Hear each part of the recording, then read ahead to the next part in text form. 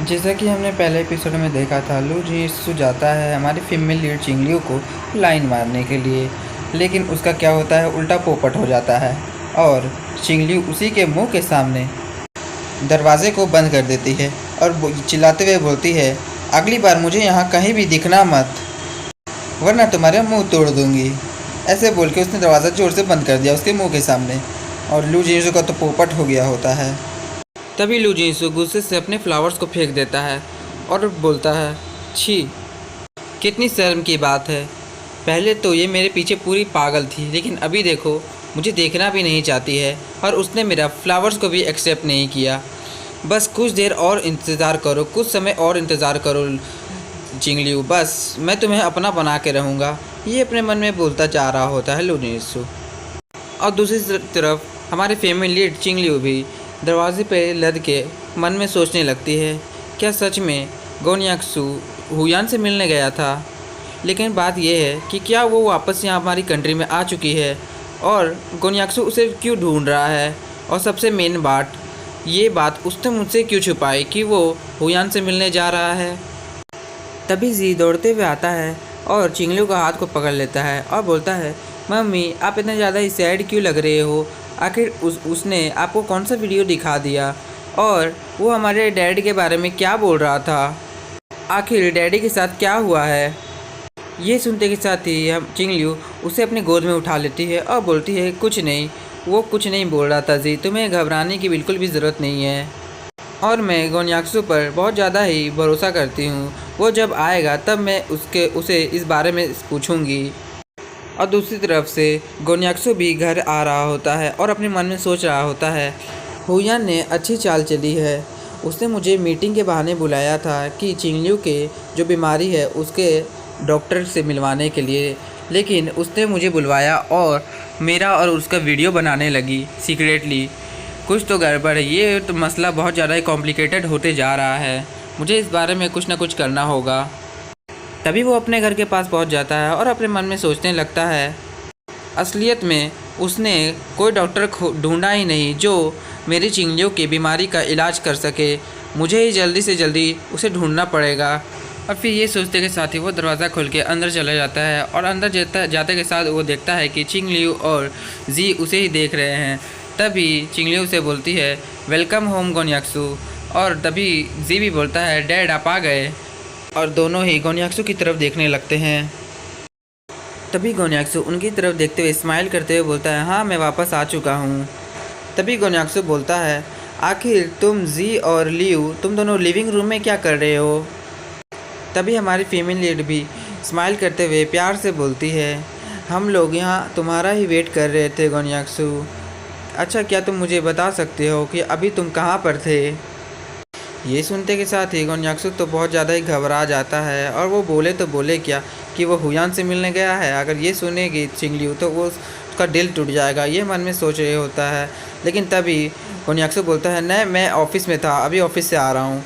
ये सुनते के साथ ही लियू का तो गुस्सा आ जाता है और वो बोलती है, अच्छा क्या तुम सच में ऑफिस में ही थे? बेचारा गोन्याक्सू को तो ये सब पता ही नहीं है कि वो जब यहाँ नहीं था तब जिन्सू आया था और हमारी फीमेल लीड को भड़का के गया है। तभी जी चिल्लाते हुए गोन्याक्सू को बोलता है, डैडी अभी मम्मी ने जो पूछा है उसे आप कुछ ज़्यादा ही ध्यान से सोच के जवाब दीजिए, वरना ऐसा ना हो कि बहुत ज़्यादा ही देर हो जाए। जी की ये बात सुनते के साथ ही गोन्याक्सू भी कंफ्यूज हो जाता है और वो बोले तो बोले क्या। तभी वो बोलता है, हाँ मैं सीरियस हूँ और सीरियसली मैं बोल रहा हूँ, मैं ऑफिस में था। लेकिन क्यों, आखिर तुम लोग ये मुझसे क्यों पूछ रहे हो?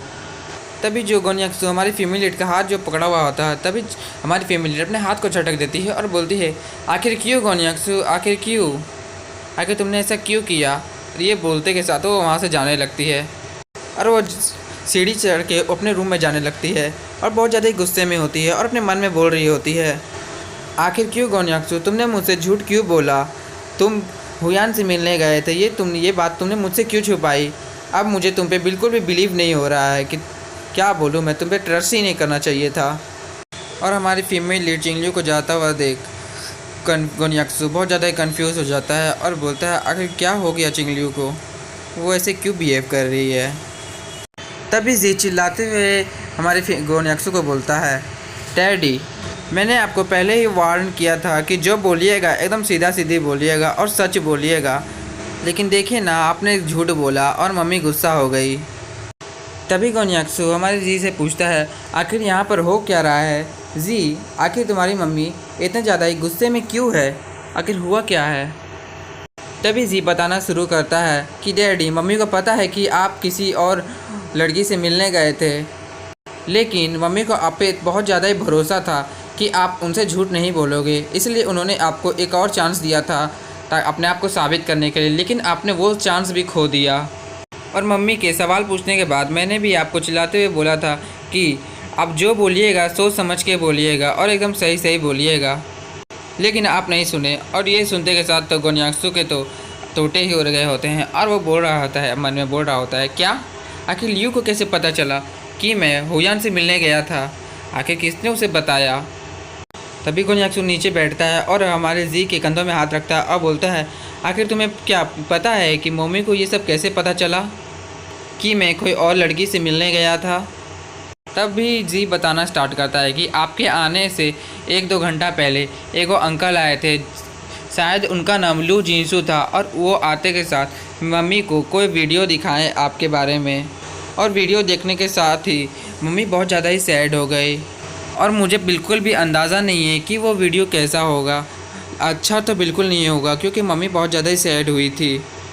ये सुनते के साथ तो गोन्याक्सु को बहुत ज़्यादा ही गुस्सा आने लगता है और वो याद करता है, अच्छा तो अब याद आया, हुयान मेरा और उसका जो वीडियो था उसे कहीं ना कहीं से तो उसने बना ही लिया और लू जिनसू को भेज दिया, और लगता है लू जिनसू ने ये वीडियो लियू को दिखा दिया। लगता है ये दोनों अब साथ आ चुके हैं और साथ में काम कर रहे हैं, मैं इन दोनों को बर्बाद कर दूंगा। ये सब गोन्याक्सु अपने मन में बोल रहा होता है। तभी जी और ये सभी बलताने स्टार्ट कर देता है, पता नहीं वो बैड अंकल मम्मी को हक करना चाह रहे थे, बोल रहे थे कि तुम्हारा जो एक्स लवर है वो तुम्हें बिल्कुल भी प्यार नहीं करेगा, तुम उसके साथ बिल्कुल भी खुश नहीं रहोगी, और वो मम्मी को गले लगाना चाह रहा था। डैडी क्या इस बारे में आप सोच सकते हैं कि क्या मैं उसे अंकल को अपना स्टेप डैड बोल सकता हूँ। और ये सारी बातें तो गोन्याक्सु को पूरी तीर के जैसे चुभ रही होती है। तभी गोन्याक्सु चिल्लाते हुए गुस्से से बोलता है, स्टेप डैडी क्या आखिर तुम क्या ऐसे बकवास कर रहे हो, और वो जो था लियू को गले लगाना चाह रहा था लू जिनसू, मैं कसम खाता हूँ कि मैं तुम्हें पूरे बर्बाद कर दूँगा। तभी वो चिल्लाते हुए जी को बोलता है, तुम्हारी मॉम सिर्फ मेरी है और सिर्फ मेरी ही रहेगी, और मैं ही तुम्हारा इकलौता डैडी रहा और कोई नहीं। ये सुनते के साथ तो जी भी अपना मुंह फुला लेता है और गुस्से में धीरे धीरे बोलता है, अच्छा तो आपने मम्मी से क्यों झूठ बोला, आप क्यों बोले कि आप ऑफिस में थे, झूठ बोलना तो बुरी बात होती है, आप ही ने ना मुझे ये सिखाया था। ये सुनते के साथ तो गोन्याक्सु भी चौंक जाता है और वो पसीने में लथपथ होते हुए बोलता है, मेरे पास कुछ रीज़न्स थे इसलिए मैंने तुम्हारी मॉम को झूठ बोला, वरना मैं कभी भी झूठ नहीं बोलता हूँ। तभी जी अपने डैड के कंधे में हाथ रखता है और बोलता है, आपको मम्मी से झूठ कभी नहीं बोलना चाहिए था, मम्मी बहुत ज़्यादा ही अच्छी है, वो आप पे बहुत ज़्यादा ही भरोसा करती है, तो जाइए और बता दीजिए, और आज के बाद झूठ कभी मत बोलिएगा, वरना कोई भी थर्ड पार्टी आके आप दोनों के बीच में दरार डाल देगा और लड़ाई करवा देगा। मैंने ये सब टीवी में देखा है, टीवी शो में ऐसा ही होता है, आपको ये सब क्यों नहीं पता डैड।